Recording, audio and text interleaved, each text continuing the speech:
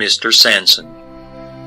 Mr. Sanson, a former member of the Parisian Spiritist Society, died on April 21, 1862, after a year of cruel suffering.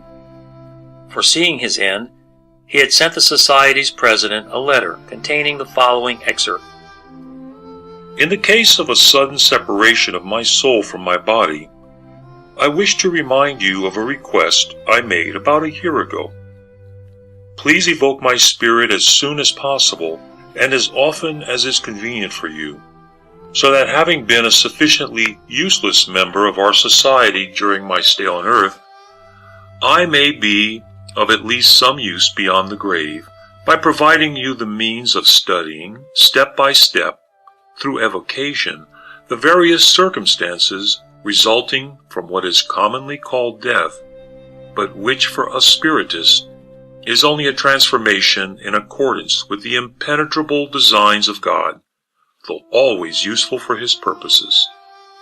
Besides this authorization and request for you to give me the honor of this sort of spiritual autopsy, which my very little advancement as a spirit will perhaps render unfruitful, in which case your prudence will naturally lead you to go no farther than a certain number of experiments, I would dare to ask you personally, as well as all my colleagues, to pray to the Almighty to allow the good spirits to assist me with their benevolent counsels.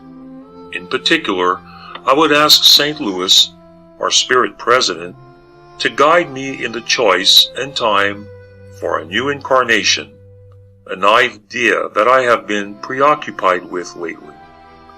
I fear being mistaken about my spiritual abilities and asking God too early and presumptuously for a corporal life in which I would not warrant the divine goodness and which, instead of serving for my advancement, would prolong my stay on the earth or elsewhere in case I were to fail.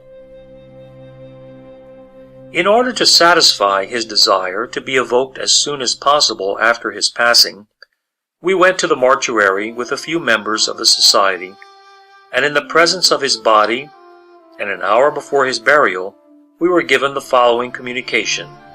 We had a twofold objective in doing this: fulfilling his last request and observing once more the situation of the soul immediately after death, and this with a man who was eminently intelligent, enlightened, and deeply convinced of Spiritist principles. It was interesting for us to verify the influence of such convictions on the state of his spirit as it gathered its first impressions of spirit life. Our expectations were not disappointed. With perfect lucidity, Mr. Sanson described the moment of his transition. He had been able to witness his own death and rebirth, an unusual circumstance that was due to the elevation of his spirit.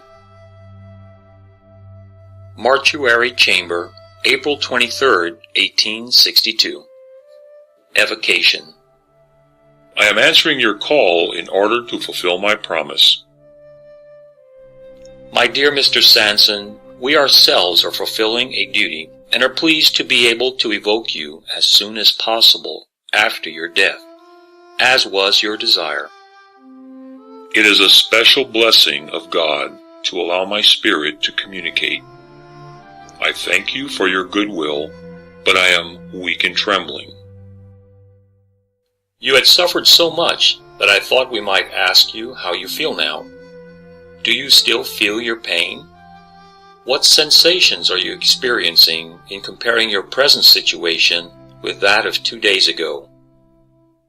My situation is quite happy, for I feel none of my former pain. I have recovered and am renewed, as you used to say. My transition from earth life to the spirit life might have made everything incomprehensible at first, because we sometimes remain many days without recovering our lucidity. But before dying, I prayed to God, asking Him to allow me to speak to those whom I wish well, and He heard me. How long did it take for you to recover your mental lucidity? 8 hours. God God, I repeat, has given me proof of his goodness. He deemed me more worthy than I actually am, and I could never thank him as I should. Are you sure that you no longer belong to our world? If so, how can you prove it? Oh, I am absolutely no more of your world, but I will always be close to you in order to protect and uphold you as you proclaim the charity and self-denial that guided my life. In my next one, I will teach the true faith, the Spiritist faith that must uplift the beliefs of the just and good. I feel strong and robust, transformed in a word. You would no longer recognize me as the old invalid who had to avoid everything, to abandon every pleasure and happiness. I am a spirit. My homeland is the expanse of space, and my future is God who radiates throughout the immensity of it all. I would very much like to speak to my children in order to teach them what they have always shown themselves ill-disposed to believe. How does seeing your body here affect you? My body, my poor and miserable remains, must return to dust, but I will always have a fond memory of all those who held me in esteem while incarnate. I look upon that poor decomposing flesh, the dwelling place of my spirit, my trial for so many years, and I say, thank you, my poor old body. You have purified my spirit. My suffering has been a tenfold blessing, and has earned me a well-deserved place. That is why I have been able to communicate to you so soon. Did you retain your awareness up to the last instant? Yes, my spirit retained its faculties. I no longer saw, I foresaw. My entire life unfolded within my memory, and my last remembrance, my dying request, was to be able to communicate with you as I am doing right now. I next asked God to watch over you so that the dream of my life could be fulfilled. Were you conscious at the moment in which your body breathed its last? What happened to you at that time? What sensations did you feel? Life expires and sight, or rather the spirit's sight, darkens. You find yourself in the void, the unknown, and then as if carried by an unknown power, you find yourself in a world where all is joy and wonder. I no longer felt anything, nor was I sure about what was occurring. Nonetheless, an ineffable happiness surrounded me, and I no longer felt the grip of pain. Do you know what I intend to read at your tomb? I had barely begun to speak when the Spirit responded before I could finish. Furthermore, and without having been asked, he addresses the discussion that had taken place among the attendees regarding the prospect of reading this communication at the cemetery, and who were concerned about the presence of individuals who might or might not share in our opinions.